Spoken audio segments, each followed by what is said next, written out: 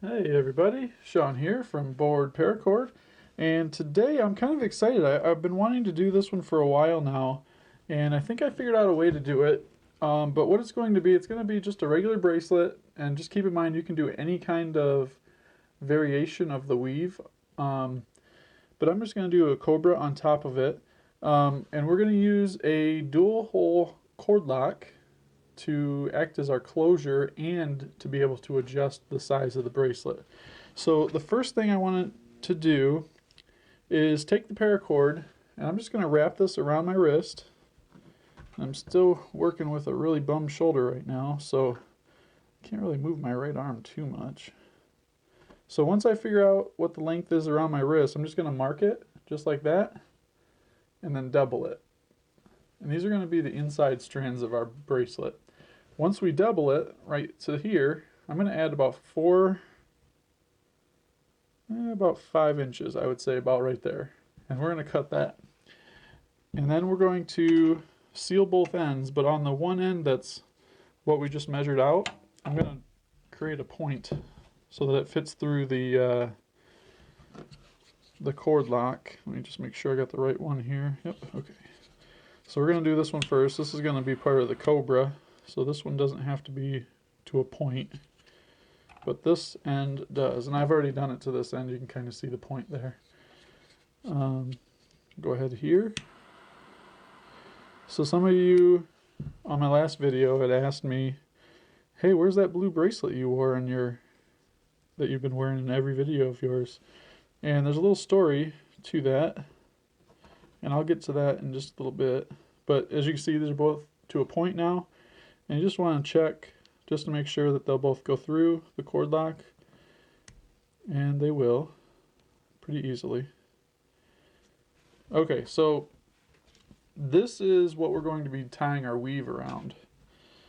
So what we need to do is find the center point on our longer strand, and I would say that this is probably around 20 inches, so just under 2 feet. Let me check this. Let's say we got about 8 feet here. So you want to start with about 10 feet for every bracelet. That's what I always say usually. We're going to find our center point, which is this point right here. And then we're also going to find the center point here, because this is going to be the loop that the paracord passes through at the end. Now we're going to take our center point and we're going to lay it over top of the shorter piece, this piece here. Our right cord, we're going to create a loop on the right. This is just as if we're doing a regular cobra, but it's for the first couple, it's going to be kind of hard to hold on to everything. So we're just creating a loop on the right. That right cord is going to then pull off to the left, and then that top cord, or the left cord, will cross over the right, go around the back of everything, and then up through that loop that was on the right. And this will become our first cobra stitch, or cobra knot, cobra weave, whatever you prefer.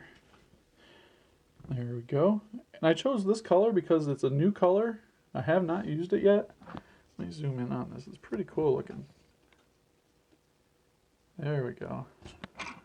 So it's called Tar Heel and Acid Midnight Blue Diamonds.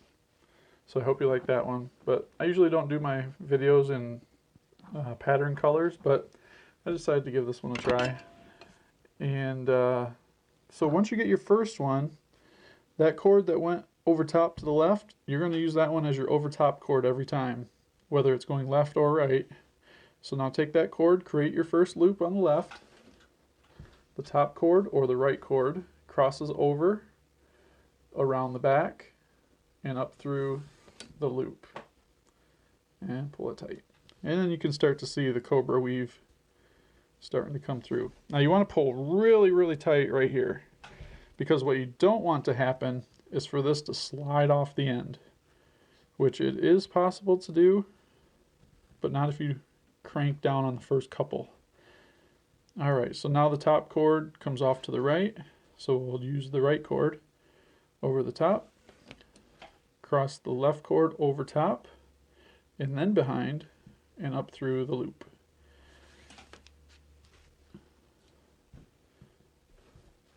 There we go. So that bracelet I wore, I actually made that blue bracelet that I talked about in the beginning. I actually made that for my wife. And on the day that we got married, she needed to take it off, and I said, "Oh, I'll wear it. Just give it to me."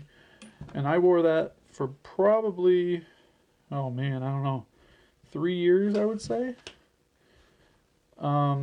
And then flash way forward to about 3 weeks ago when I had my shoulder surgery. They made me take off the bracelet, and from there on, I don't know what happened to it. I want to say that the nurse thought it was so cool that she kept it, but I doubt that's what happened. I thought I put it in the bag with the rest of my clothing, but it wasn't in there. So it's kind of sad about that. But yeah, anyways, I'm just going to, basically I'm just tying this until I get to a point where when this is around my wrist, I'll try to lay my hand in here. There we go. We're going to tie it so that this basically comes through that loop. So I need to tie about to here. And once you get to there, you're about done. All you need to do is cut the ends and melt them into the bracelet. So that's what I'm going to do. I'm going to go ahead, weave down to the rest of the way, and when I get to that point, I'll show you how to finish off the bracelet.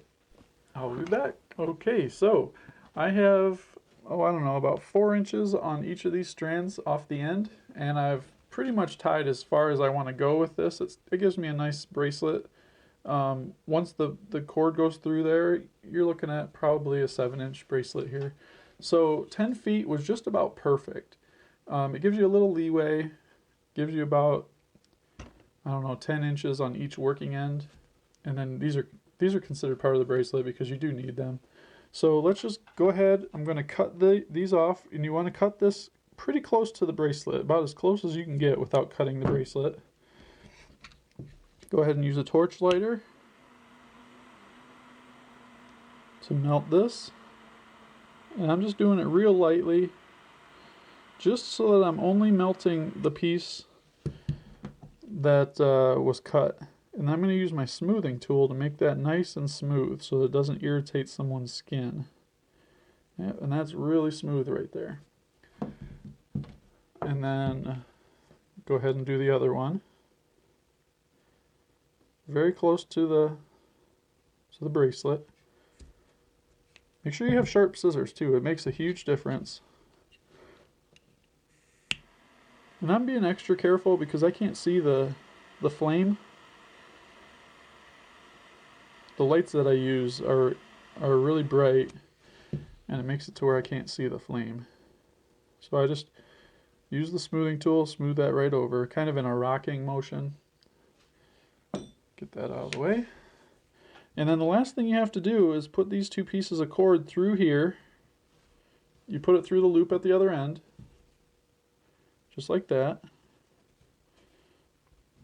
And then you want to put your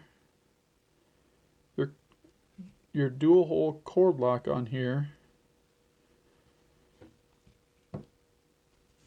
And everything you saw me use in this video is available on our website, BoredParacord.com. So if you see anything, smoothing tool, the lighter, I believe we have some scissors on there.